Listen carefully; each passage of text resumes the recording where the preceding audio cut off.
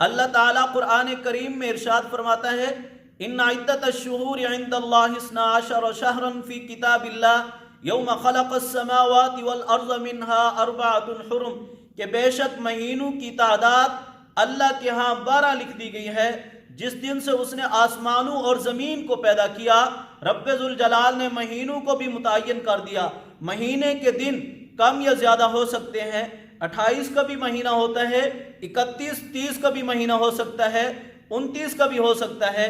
اسی طرح موسم کے لحاظ سے دن چھوٹا اور بڑا ہو سکتا ہے، لیکن سال کے مہینے 12 ہی ہیں، چاہے قمری سال ہو، چاہے بکرمی سال ہو، چاہے عیسوی سن ہو، ہر ایک میں سال کے مہینے 12 ہی ہیں۔ پھر ان 12 مہینوں میں سے رب ذوالجلال نے 4 حرمت والے مہینے بنائے ہیں، جن میں سے 3 اکٹھے ہیں اور ایک ان سے الگ ہے۔ رجب کا مہینہ حرمت والا ہے، اسی طرح 3 مہینے اکٹھے حرمت والے ہیں، ذی القعدہ، ذی الحج اور محرم، 4 مہینے حرمت والے بنا کے رب ذوالجلال نے ان میں ارشاد فرما دیا ذالک الدین القیم، یہی سیدھا دین ہے۔ فرمایا حرمت والے مہینوں کا حکم یہ ہے فلا تظلموا فیہن انفسکم، کہ ان حرمت والے مہینوں میں محرم میں اپنی جان پہ ظلم نہ کرو اور نہ ہی کسی اور کی جان پہ ظلم نہ کرو۔ جہاد کی 2 صورتیں ہوتی ہیں، ایک ہوتا ہے پیش قدمی، ایک ہوتی ہے دفاعی جنگ۔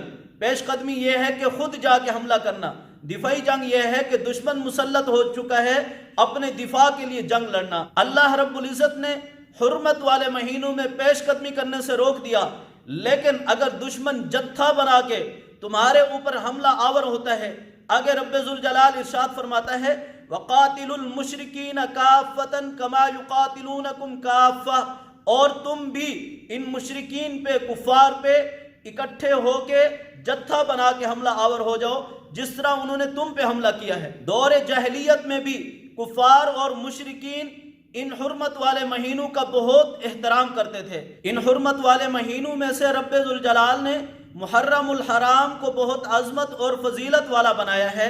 پھر اس کی 10 تاریخ جس کو یوم عاشوراء کہا جاتا ہے، اللہ رب العزت نے اس کو بہت فضیلت والا بنایا ہے۔ شیخ عبد القادر جیلانی رحمۃ اللہ علیہ اپنی کتاب غنیۃ الطالبین میں لکھتے ہیں یوم عاشوراء کو عاشور اس لیے بھی کہتے ہیں کہ یہ 10ویں کا دن ہے، اور اس لیے بھی کہتے ہیں کہ اسلام سے پہلے حضرات انبیاء کرام کے زمانے میں اسی دن میں یوم عاشور میں 10 بڑے بڑے واقعات رونما ہوئے۔ اللہ رب العزت نے اس دن کو بہت عظمت اور فضیلت والا بنایا ہے۔ نمبر 1، اللہ رب العزت نے حضرت آدم علیہ السلام کی توبہ کو قبول کیا تو 10 محرم الحرام کا دن تھا۔ میدان عرفات میں جبل رحمت کے ایک طرف حضرت آدم علیہ السلام ہیں، دوسری طرف حضرت اماں حوا علیہ السلام ہیں۔ اللہ رب العزت سے دونوں دعا کر رہے ہیں، بچھڑے ہوئے بہت عرصہ بیت گیا ہے، ایک دوسرے کو دیکھا تک نہیں ہے۔ پھر رب ذوالجلال ان کی توبہ کو قبول کرتے ہیں، وہ دعا مانگتے ہیں ربنا ظلمنا انفسنا وان لم تغفر لنا وترحمنا لنکونن من الخاسرین۔ اللہ فرماتا ہے فتلقى آدم من ربه کلمات فتاب علیہ انہ هو التواب الرحیم۔ اللہ رب العزت نے ان کی توبہ کو قبول کیا، آپس میں ان کو ملا دیا، تو یہ 10 محرم الحرام کا دن تھا۔ اسی طرح حضرت نوح علیہ السلام کے زمانے میں طوفان آیا، 6 مہینے تک کشتی پانی میں رہی، اور پھر قرآن کریم میں رب ذوالجلال نے ارشاد فرمایا وَاسْتَوَتْ عَلَى الْجُودِيِّ، 6 مہینے کے بعد جب کشتی جودی پہاڑ پہ ٹکی تو 10 محرم الحرام کا دن تھا۔ اسی طرح حضرت ابراہیم علیہ السلام کو آگ میں ڈالا گیا، آگ آپ کے لیے گلزار بن گئی۔ قرآن کریم میں رب ذوالجلال ارشاد فرماتا ہے یا نار کونی بردم و سلامن علی ابراہیم، اے آگ ٹھنڈی اور سلامتی والی بن جا ابراہیم علیہ السلام پر، تو یہ 10 محرم الحرام کا دن تھا۔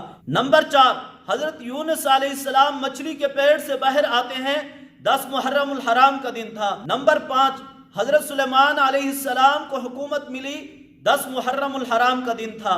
نمبر 6، حضرت ایوب علیہ السلام کو اللہ رب العزت نے بیماری سے شفا عطا کی، 10 محرم الحرام کا دن تھا۔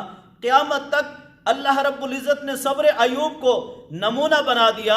قرآن کریم نے اس کو یوں بیان کیا اِنَّا وَجَدْنَاهُ صَابِرًا نِعْمَ الْعَبْدُ إِنَّهُ أَوَّابٌ۔ نمبر 7، اللہ رب العزت نے حضرت یوسف علیہ السلام کو ان کے والد ماجد حضرت یعقوب علیہ السلام سے ملا دیا اور حضرت یعقوب علیہ السلام کی آنکھیں ٹھنڈی کر دیں، تو یہ بھی 10 محرم الحرام کا دن تھا۔ نمبر 8، حضرت عیسیٰ علیہ السلام کی ولادت ہوئی 10 محرم الحرام کا دن تھا۔ گو عیسوی لحاظ سے 25 دسمبر کی تاریخ تھی، لیکن قمری مہینہ 10 محرم الحرام کی تاریخ میں حضرت عیسیٰ علیہ السلام کی ولادت ہوئی۔ نمبر 9، حضرت موسیٰ علیہ السلام کو اور بنی اسرائیل کو رب ذوالجلال نے فرعون سے اور اس کے لشکر سے نجات دی، تو یہ 10 محرم الحرام کا دن تھا۔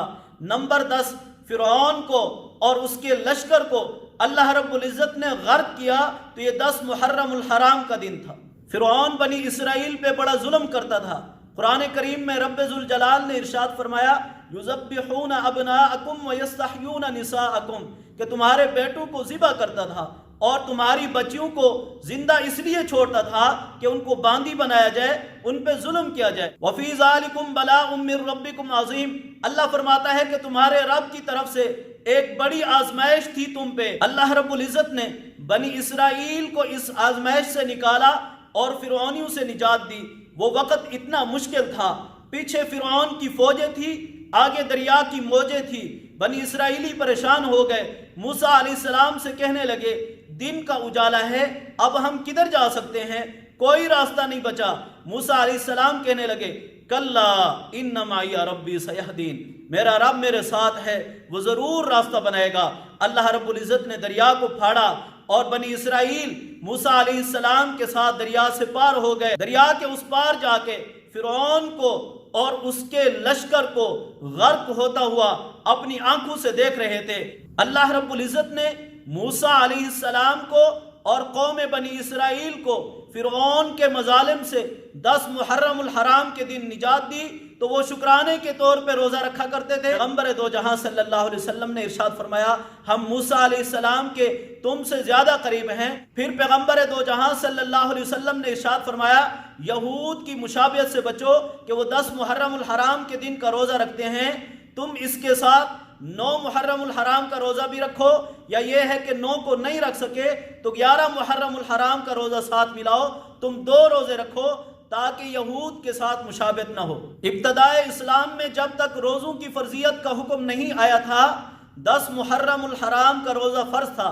پھر جب رمضان المبارک میں روزوں کی فرضیت کا حکم آیا تو یہ نفلی روزہ ہے، لیکن پیغمبر دو جہاں صلی اللہ علیہ وسلم نے اس کی فضیلت بیان کرتے ہوئے ارشاد فرمایا صیام یوم عاشوراء احتسب علی اللہ ان یکفر السنۃ التي قبلہ، کہ عاشور کے دن کا روزہ مجھے اللہ کی ذات سے پوری امید ہے کہ وہ 1 سال کے گزشتہ گناہوں کا کفارہ ہوگا۔ اسی طرح سن 3 ہجری میں غزوہ ذات الرقاع پیش آیا تو بھی 10 محرم الحرام کا دن تھا، اور نواسہ رسول جگر گوشہ بطول سیدنا حسین رضی اللہ تعالی عنہ اور آپ کا خاندان کربلا میں شہید ہوا تو بھی 10 محرم الحرام کا دن تھا۔ یوں سمجھیے 10 محرم الحرام کا دن ایمان والوں کے لیے نجات کا دن ہے، کامیابی کا دن ہے، اور کفار پہ عذاب کا دن ہے۔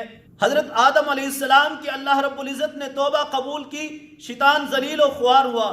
حضرت نوح علیہ السلام کی کشتی جودی پہاڑ پہ ٹکی، ایمان والے کامیاب ہوئے، کافر سارے کے سارے اللہ کے عذاب کا شکار ہوئے۔ حضرت ابراہیم علیہ السلام کو آگ میں ڈالا گیا، ان کے لیے آگ گلزار بن گئی، نمرود اور اس کا لشکر تباہ و برباد ہوا۔ موسیٰ علیہ السلام کو اور آپ کے لشکر کو اللہ رب العزت نے 10 محرم الحرام کے دن کامیاب کیا، فرعون اور اس کا لشکر غارت ہوا۔ اسی طرح 10 محرم الحرام کے دن نواسہ رسول جگر گوشہ بطول سیدنا حسین رضی اللہ تعالی عنہ اور آپ کا خاندان کربلا میں شہید ہو کے کامیاب ہو گئے۔ سیدنا حسین رضی اللہ تعالی عنہ جنتی جوانوں کے سردار بن گئے۔ 10 محرم الحرام کا دن ہے۔ اسی طرح محرم الحرام کے حوالے سے کچھ غلط رسومات بھی ہیں۔ کچھ لوگ اس مہینے کو منحوس سمجھتے ہیں اور وہ اس میں نکاح کرنے کو ٹھیک نہیں سمجھتے، جبکہ حضور صلی اللہ علیہ وسلم نے سیدنا خدیجہ رضی اللہ تعالی عنہا سے نکاح فرمایا تو محرم الحرام تھا۔ رحمت کونین صلی اللہ علیہ وسلم نے حضرت صفیہ رضی اللہ تعالی عنہا سے نکاح فرمایا تو محرم الحرام کا مہینہ تھا۔ اسلام میں ایسا کوئی تصور نہیں، ایسا کوئی دن نہیں ہے جس کو منحوس کہا جائے، یہ شریعت کے مزاج کے خلاف